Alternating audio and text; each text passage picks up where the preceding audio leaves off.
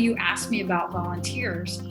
We had, I would say, our first time we had maybe 10 volunteers. This April, we actually had a corporate volunteer. So we ended up with about 25 people. And it's funny because we always say, well, it probably would be like a 4-hour stretch, like 11 to 2. And lately we've had so many volunteers that we're finishing a little early. And I think for us, it's a lot of it is, yes, we want veterans to have this amazing experience, but we also want our volunteers to have this out of their own head, serving the community experience.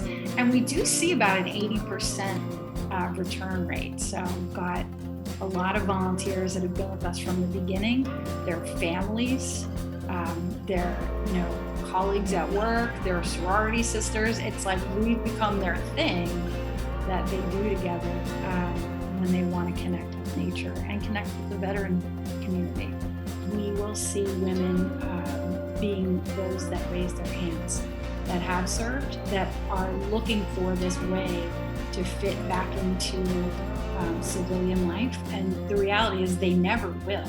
We need to actually celebrate that and treat them as such. What can we do?